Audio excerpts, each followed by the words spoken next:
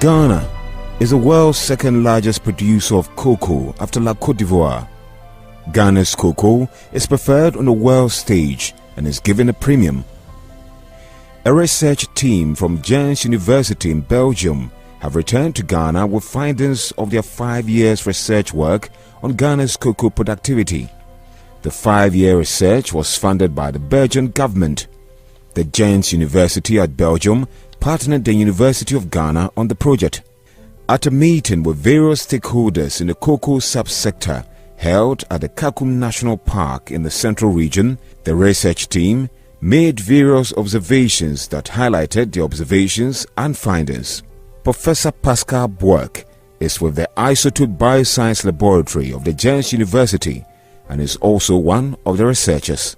He painted a gloomy picture of Ghana's climate change situation as related to the Ghana cocoa business and advised farmers affected by the climate change to consider planting other crops or abandoning their farms for new locations. He is also particularly worried about the Ghana cocoa yield gap that he says needs to be closed as soon as possible for the benefit of the Ghanaian cocoa farmer.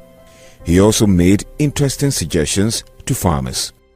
Well, the essence of the work here in Ghana was looking on what are the constraints for the low cocoa bean productivity in the various cacao producing regions in Ghana. So what we observed is that there is a huge yield gap, and that means that is the difference between what can be potentially produced and what is the actual production on cacao beans. Yeah? So this gap is like a factor of 10. So meaning like the average yield that we observe is now 230 kgs per hectare, which can easily be doubled with a couple of simple measures that take into account pest and disease control, efficient use of fertilizers, but also taking into account the microclimate that is important for cocoa production, and for that the interaction with shade trees is really crucial. Ghanaian PhD candidate at the Belgian University, Adam Congo, who worked on this project as his PhD research work, gave some insights into the findings. Most of our cocoa farmers are not adhering to the recommended farm management practices that has been recommended by the Ghana Cocoa Research Institute, that is CREG. But I might say I am very, very impressed about everything that KUAPA is doing. Talking to the farmers who are with KUAPA, you could see that their standards are quite different from the other farmers. They adhere to certain strict regulations that have been set by KUAPA, and they fall directly in line with the message that we are trying to tell the farmers.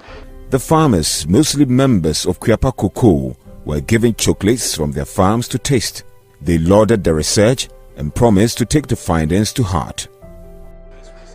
The results of the research has brought many revelations, very good revelations to the farming community. I'm very much enthused about the cocoa husk being used as organic fertilizer to bring down the acidity levels in the various farms. So I'm very much happy about the whole project. Another professor from Ghent University emphasized that a thorough understanding of the cocoa value chain will help Ghanaian cocoa farmers profit more from their work, since in his view, what cocoa farmers reap from their work is abysmal.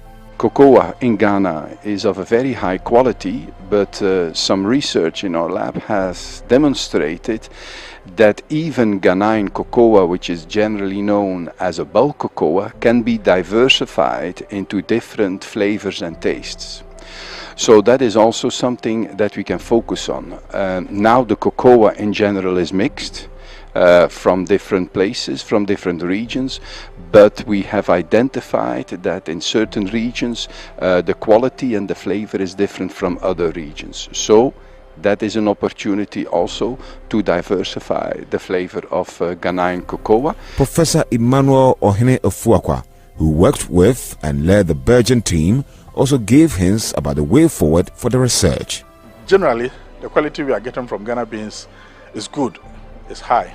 However, what we have observed is that we have very few farmers who are doing the right thing, who are carrying their beans through good agricultural practices and getting very high quality beans.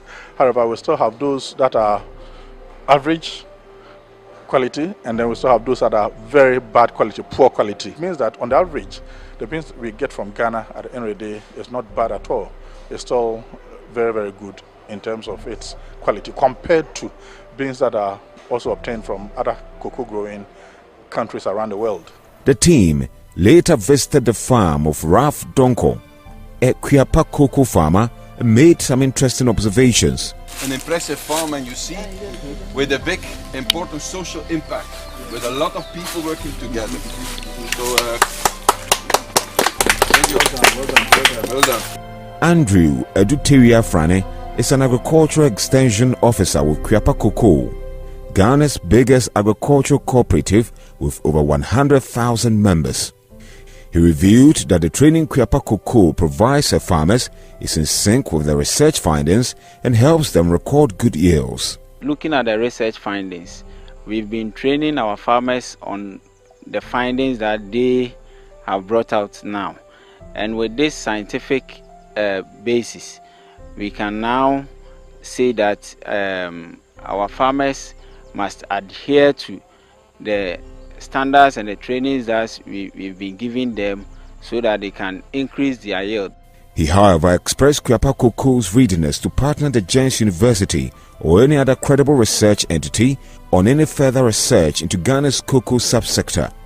KUAPA Cocoa, in partnership with Millennium Promise Alliance, have established the first ever tele-agric consultation center, a novel project that will help farmers raise productivity and profits.